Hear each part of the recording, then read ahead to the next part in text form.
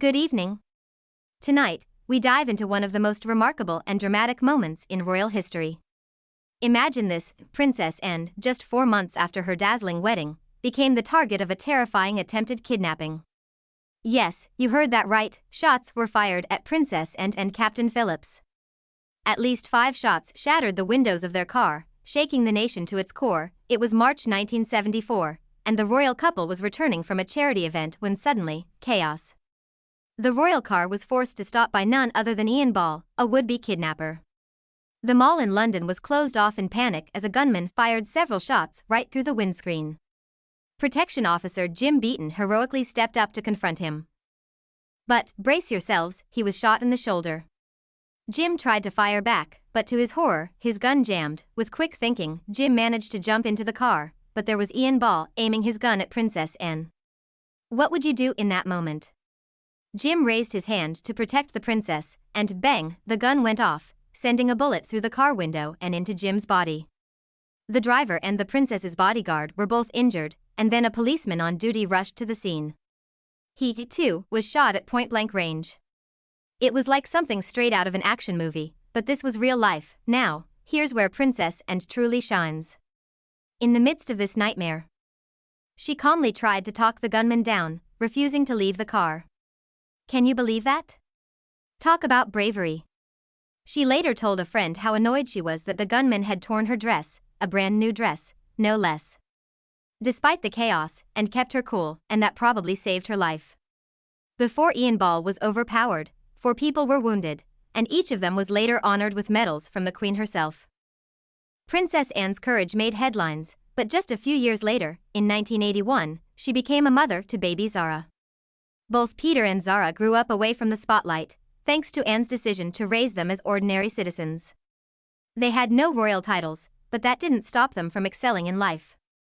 In fact, Peter and Zara both now live close to their childhood home in Gatcombe Park, Gloucestershire, a place full of wonderful memories of their mother. Princess Anne was more than just a royal, she was also a hands-on mom.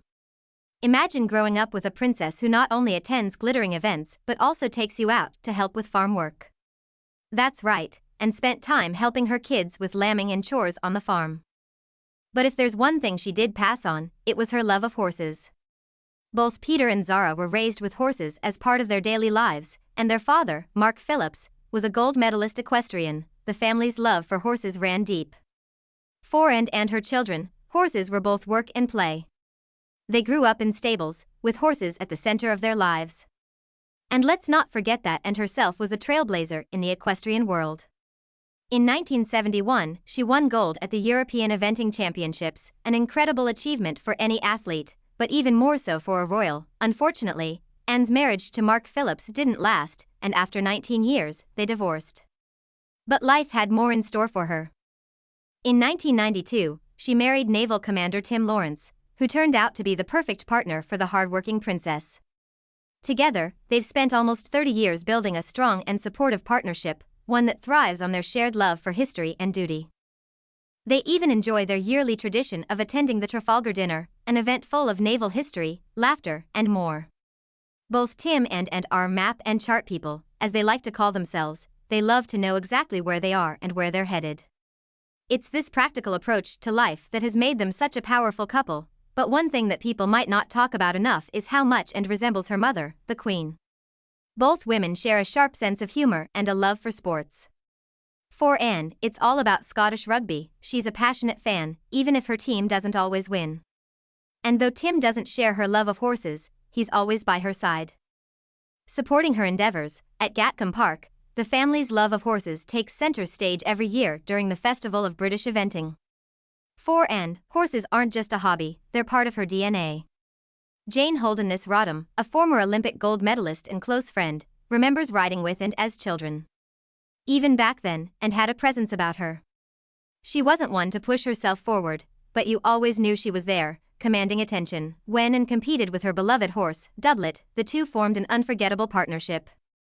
And at just 21, she won gold at the European Eventing Championships, proving that she was a serious contender in the sport.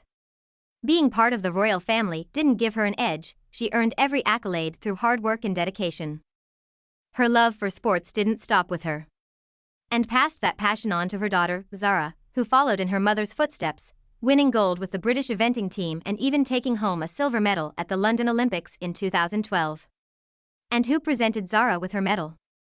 None other than her proud mother, Princess Anne.